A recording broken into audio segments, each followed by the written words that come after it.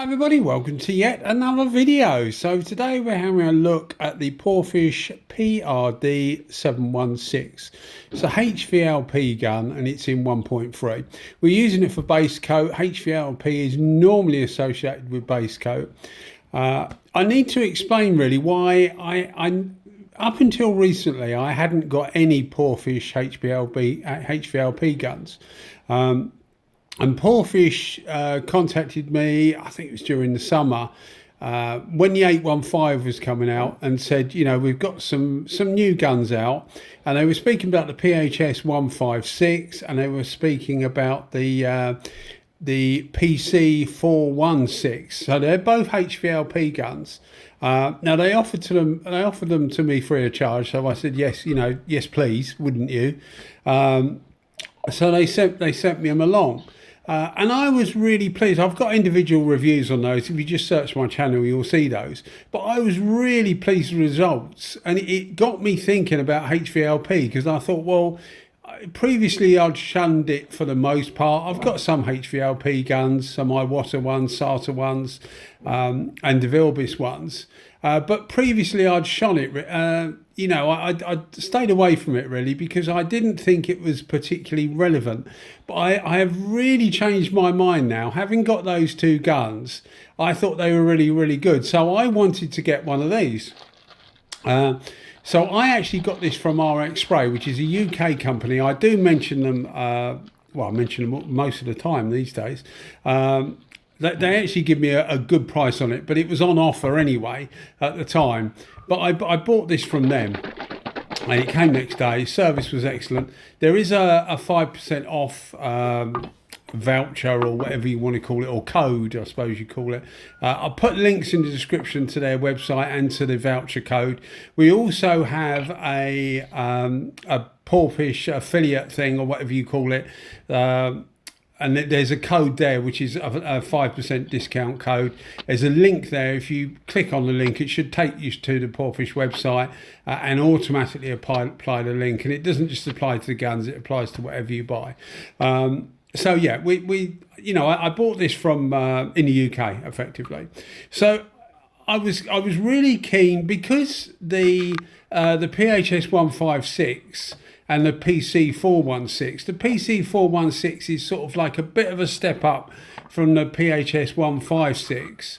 And I thought, well, the 716 is like the best they do at the moment. Anyway, there's going to be an 816 coming out, as far as I know. Certainly when I got my instruction leaflet, it had a PRD 815, it had an 816 and an 817. So I presume there's an 816, so a HVLP version of the 8 series coming out at some time. I don't think it's out at the moment, but I presume it is. So at the moment, this is sort of like the best HVLP setup that Porphis do. And because I was so pleased with the other two, I thought I need to get myself one of these. So as I say, I bought this anyway. And I've been so impressed with the HVLP guns for base coat in general, really. But what I really like about this one, and the others as well, although the fan is bigger on this than either of the others. The fan on this, you'll see, we do a spray out normally, but the fan on this is about 11-12 inches, so about 300 millimeters. So it's quite a big fan, but it's really wet as well. So you can get really good coverage. One of the things that you often get with a big fan is because the amount of material going through the tip, which is ultimately controlled by the tip. I know the air has a lot to do with it anyway. The more air you have coming through, the more material is dragged out. And that's one of the reasons why HVLP does quite well. You normally got more air going past that tip, or from the cap, drawing through that tip, which normally draws out more material. But the idea is with HVLP that you tend to keep it closer to the panel, so you end up with a good wet pattern, but without loads in the air, in the atmosphere, you know, so overspray effectively. So I have the PRD715 and I have the 717. Again, there's reviews on both those guns. If you just look through my channel, you'll find them if you're interested. But the 716, a few people had asked me about the 716 because they said there's really not much about it on YouTube.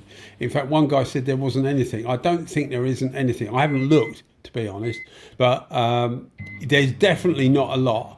So I thought, well, yeah, you know, it would kill two birds with one stone. I'd get the full set, for want of a better word, and being impressed with the other guns, I thought I'd get it. So as I say, what you get is you get a big pattern, which will appeal to quite a lot of people. A good even pattern, and it's also very wet. Now I had to turn the fluid down on this because I had it on 2.5. Full is about four and a quarter, something like that is full fluid. I had this on 2.5, and I felt that it was a bit too wet for what I was doing. And to explain that, this is a silver, and if you go too wet with a silver, you can end up getting tiger stripes. Unless you keep it really nice and even, you can end up getting tiger stripes. It's also a bonnet and it's at an angle, so you do have to be careful. Normally base coat, you don't really run much chance of getting runs in it, but certainly with this, because it puts out a lot of material, you could well do. So I just had to be careful. So I started off at 2.5. The first spray out you'll see was at 2.5 turns out, and I actually backed it off to 2. This is it's a bonnet that had scratches on it, so effectively I just sanded it down and put a few coats of base coat on it and put some coats of clear coat, because I'd done a car earlier for somebody else, a bonnet and a bumper, and somebody else had the same car that they knew, and their bonnet had it just had scratches on it and a bit of sun damage, but it didn't actually need loads of preparation. So I said, yeah, you know, I'll have a go at doing it. It happened to be, it's supposed to be the same colour, but it was slightly different. But I've got about 5 or 6 spray out cards for this that I've made in the past, because this Honda silver, it seems to crop up a lot with me. So you know, I've already got the spray out cards, and I just mark the mixture effectively on it. What's really impressed me with the Porphis HVLP guns is that they work really, really well. Certainly as good as the Iwatas and Sartas that I've got, but they don't consume the same amount of air. I've got an LS400 that consumes about 16.5 to 17 CFM. I use that at 1.8 bar. The same with the SATA. I use that at about 1.7 bar, maybe 1.8 bar, and that consumes about 16.5, 17 CFM. Whereas this at 2 bar, I reckon consumes about 12 CFM. I used it for base coat in this, and I kept the pressure down to about 1.8 bar, so I reckon it's probably using about 11 CFM. And it works really, really well. But you can see the pattern is nice and big and wet.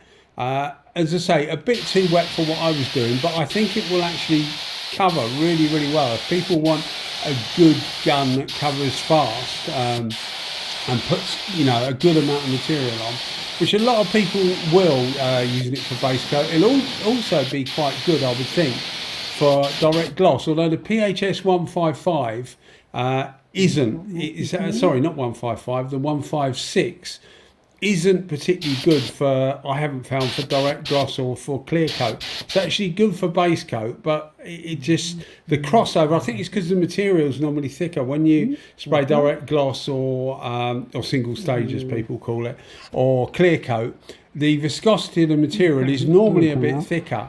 And it just doesn't quite seem to like it, and you have to be careful again, because you put out all these HVLP guns from Porphis put out quite a lot of material. The PC416 actually is a really good compromise, because it's a really good gun, really well made, not particularly expensive, although nor is this either. It's a good compromise if you don't want to spend too much money, but you want a good quality gun. Most of the HVLP guns, you'll notice where the tip protrudes into the cap, you'll notice there's a gap, and that seems to be quite common for all HVLP guns that I've used. Not the LS, but that is a split tip HVLP gun, so I'm not quite sure. I'm sure that has a bearing, but most of them seem to have a clearance around the cap, which obviously will let air through. It just seems to be peculiar to HVLP guns, but the tip is actually different as well in these. So it is a cap and a tip change. The needle is actually interchangeable as far as I know, but it is not just a cap change, it is a tip change as well. One has a skirt on it and the other one doesn't. So there is a deflection of air going on. So it is well thought out, I think, the differences, the way they actually perform it. I think SATA do the same. So, you know, I don't think it's anything revolutionary here. It's just a noticeable difference to some. Like, for example, DV1 Base, where you just change the cap. Segola do exactly the same as well. I will mention as well, while I remember, because I often forget things, is the bodies on these are the same. So the 717, the 716 and the 715 all have exactly the same bodies. So you can interchange the caps and tips. You can buy a set. It comes as a cap, a tip and a needle. So you can buy that and fully convert a 717 or a 715 into a 716 should you want to do. I don't know how much the tip sets are. I bought one, but years ago, before they even had a website. But you can buy them now. They are freely available on the website, and it does enable you to change the gun. I only mention that because quite a lot of people actually ask me that. Most of the guns work like that. The only real exception that I've found so far, I can't speak for the 8 series. Because I literally just got the 817 before I went away, and that's where I'm now. I'm actually on holiday while I narrate this. But I only just got the 717. I haven't had a great... All I wanted to do is put the 2 days I had it for into using it rather than going too much through the differences. But I will do. When I get back, that's one of the first things I'll do is change it. Somebody actually put a message, Harold, if you're watching, then thumbs up, mate. That somebody put, I presume it's a video, he put the name of something, but I presume it's a channel, and he said the 817 got a spanking from the 815 for clear coat. Now, for start, they're actually quite different, those two guns, and the same with the 715 and the 717. They perform quite differently. But I would fail to see how an 815 could give a spanking to an 817. They're just quite different. You can get as good a finish with both of them, but they go about it in a very, very, very different way. So there's, I mean, I think it's good certainly from a marketing point of view from Porphis. It's actually good what they've done in that they actually are thinking about what people are doing and what they want, and giving you different choices, which is great. You know, if you don't want a choice, then that's also fine, because you can get like the 815 as the middle of the road, gives you a bit of speed, gives you a really good finish, etc. But the 1 or the 7 series, that's a 7 on the end, work at such a lower pressure. Apart from the 6, actually, 627 works at a normal pressure, but they work at such a lower pressure. To me, it makes them totally different guns. But certainly the finish you can get is as good. But you can see with the silver here, it laid it on really, really nice. So, yeah, a big thumbs up to the PRD716. I was really surprised at how good all the HVLP guns have worked, and not using loads and loads of air makes it a really good alternative. It's going to be no good if you've got a small compressor. It's going to be no good. But certainly you won't need a huge compressor to power these things. And people often ask me about compressor size, and people get so hung up on compressor size. You know, I'm not quite sure why. I realise you need a bigger compressor, but at the end of the day, you're only going to fire out what's in the cup. So if you've got a 600 millilitre cup, sorry, I can't convert that into fluid ounces, but if you've got a 600 millilitre cup, that's all you're going to shoot, and that goes pretty quickly when you're firing away, and then you're going to stop. So your compressor's going to catch up. So although it is important, it's not as important as I think some people think it always is. Certainly I've worked with small compressors before, and even if you do have to just hold up slightly during the process, you still get your job done. And use a diaphragm regulator as well, because that, even when the compressor is getting low, or the tank of the compressor is getting low, it'll still give you an even application, because it will keep your air pressure exactly where you want it until the tank that you're using goes below that pressure, and then obviously it won't, because it's just not there. Anyway guys, I hope you enjoyed the video as always. This is it being cleared afterwards. I can't remember what gun it was cleared with, but it's just to give you an idea of how even it laid the metallic silver. Thanks as always for watching guys. Cheers, bye bye.